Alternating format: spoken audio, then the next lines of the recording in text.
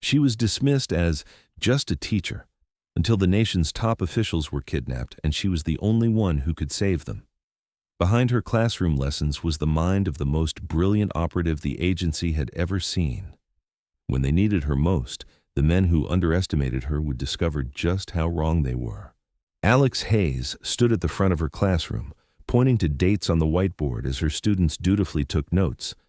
To everyone at Westridge Academy, she was simply Ms. Hayes, the passionate but soft-spoken history teacher with a penchant for wearing cardigans and discussing World War II in meticulous detail.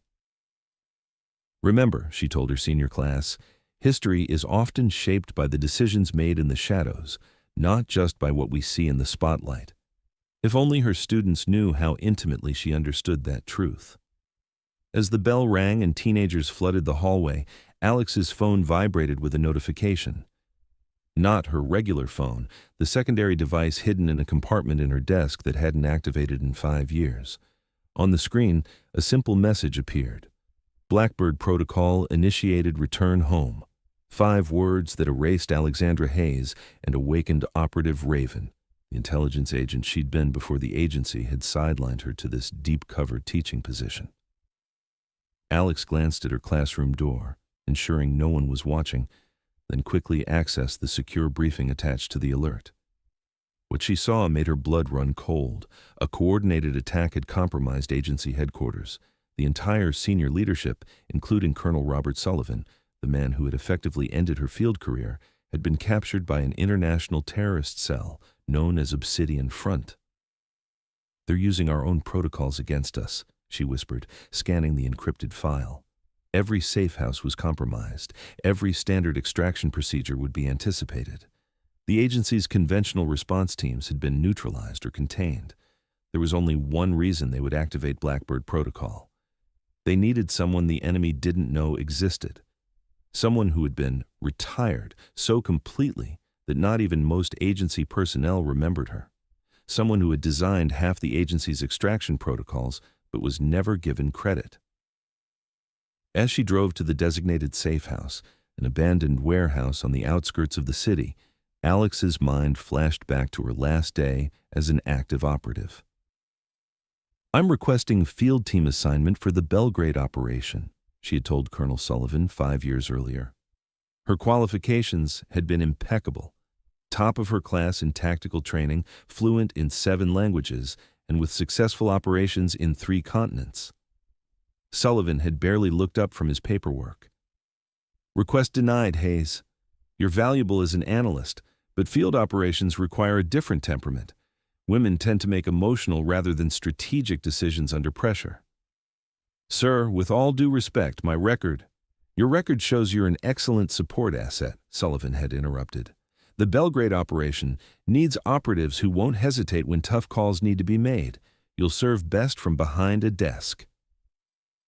2 weeks later, Alex was officially retired and reassigned to deep cover as a high school teacher, a position Sullivan had called perfectly suited to your nurturing instincts. Now, as she entered the emergency command center hidden beneath the warehouse, Alex found herself facing a room of junior agents who looked both relieved and confused to see her. "Who authorized a civilian in this facility?" demanded a young agent, reaching for his sidearm. An older man stepped forward, Deputy Director Marcus Chen, one of the few who knew her true identity. "Stand down, Jenkins. This is Operative Raven." "Raven?" The younger agent's eyes widened in disbelief. "The Raven is a myth." "I assure you I'm quite real," Alex said calmly, striding toward the central command console. "And right now, I'm your best chance of getting the leadership back alive." The situation was dire. Obsidian Front had taken Sullivan and the other leaders to an unknown location. Conventional tracking methods had failed. The kidnappers had issued no demands, which suggested something far worse than a ransom situation. "They're planning to execute them," Alex concluded, analyzing the pattern. "Probably live-streamed for maximum terror impact. We have less than 12 hours. "How could you possibly know that?" asked Jenkins skeptically. Alex brought up a series of data points on the main screen. "Because I spent 3 years tracking Obsidian Front's psychological profile before I was reassigned. They follow specific operational patterns. And because, she added, pulling up a file that few had access to, I designed the agency's kidnapping response protocol, the same one they're now using against us. As the team watched in astonishment, Alex methodically deconstructed Obsidian Front's likely strategies, identifying vulnerabilities in their approach that only she would recognize. She had created these protocols with deliberate blind spots, fail-safes that only she knew about, precisely for situations like this.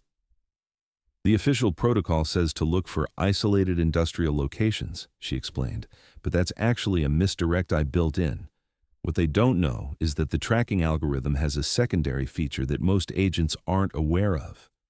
Her fingers flew across the keyboard, revealing a hidden tracking system that pinpointed a location in the mountains 40 miles outside the city. They're here, she said, highlighting an abandoned resort complex, and we're going to get our people out. As she outlined the rescue plan, Alex noticed the shift in the room, from skepticism to grudging respect. The same tactical brilliance that Sullivan had dismissed was now their only hope. This is a precision operation, she told the assembled team. We'll have one chance. If we follow conventional agency tactics, we'll fail. We need to be unpredictable. Her plan was unorthodox but brilliant, utilizing her intimate knowledge of both agency protocols and Obsidian Front's psychology to create a multi-layered deception that would allow a small extraction team to penetrate the facility while the terrorists were focused elsewhere. Ms. Hayes, Deputy Director Chen said quietly as the team prepared. Sullivan never knew what he lost when he put you behind a desk. Alex checked her tactical gear. Movements automatic despite 5 years away from field operations. Let's make sure he lives long enough to find out. The operation unfolded with clockwork precision. Alex coordinated from the command center, her calm voice guiding the team through each phase. When an unexpected security measure threatened to compromise the mission, her quick thinking created an alternative route. When the extraction team reported 7 hostages instead of the expected 6, she immediately identified the 7th as a likely infiltrator and provided verification protocols. Inside the resort complex, Colonel Sullivan and the other captives were being prepared for execution. Armed guards surrounded them as Obsidian Front's leader prepared for the live stream. Sullivan had spent 18 hours trying to find a way out, but his captors had anticipated every agency tactic. The lights went out. In the ensuing chaos, the extraction team moved with surgical precision, neutralizing threats and securing hostages exactly as Alex had choreographed. Watching through tactical cameras, she directed the operation like a symphony conductor, anticipating and countering each move the terrorists made. When the team reached Sullivan, the colonel's expression betrayed his shock at hearing a familiar voice over the rescue team's comms. "Package secured," reported the team leader. "All hostages recovered."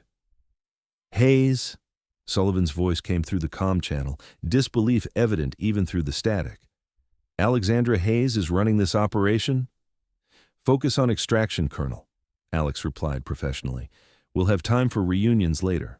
As the helicopters lifted off and the resort facility was secured, Alex allowed herself a moment of satisfaction.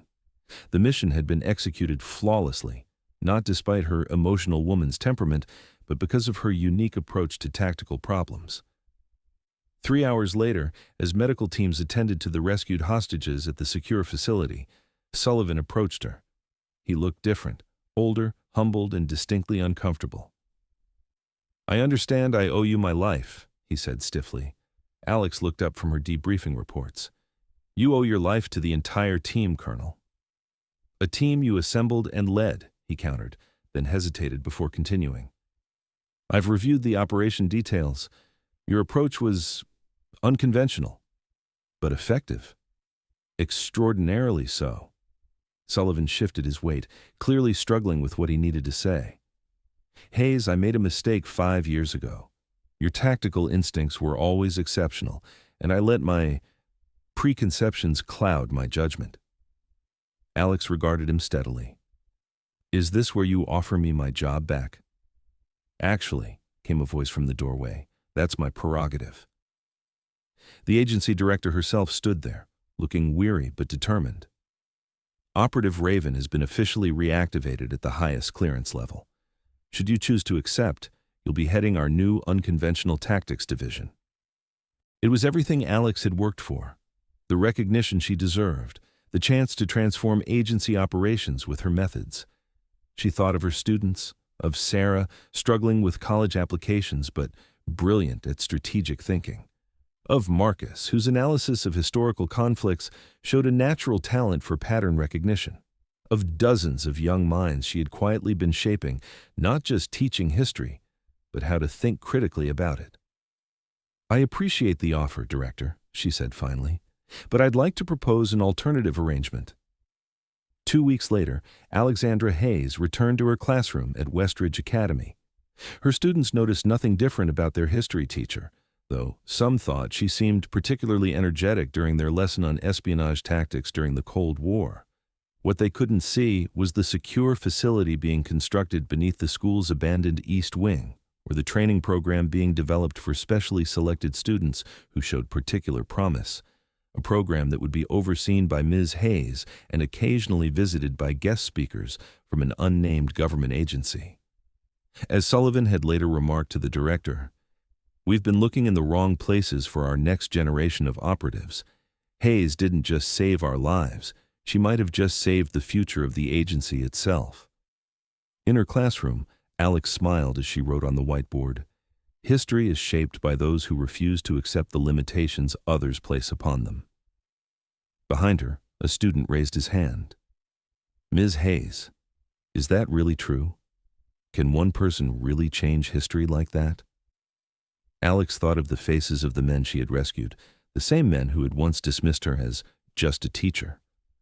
"Absolutely," she replied, "and sometimes the most powerful people are the ones no one sees coming."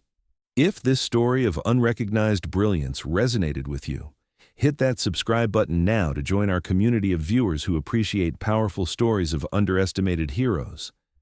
Have you ever been dismissed or underestimated in your professional life? Share your experiences in the comments below. We read every single one. What would you have done in Alex's position? Would you have accepted the high-level position or stayed as a teacher with a secret mission? Let us know your thoughts. Don't forget to turn on notifications by clicking the bell icon so you never miss our weekly uploads of inspiring stories that challenge stereotypes and celebrate unexpected heroes. The next video might just change your perspective forever. This closing message encourages viewers to subscribe to the channel, engage through comments by asking thought-provoking questions, share their personal experiences, turn on notifications, look forward to future content.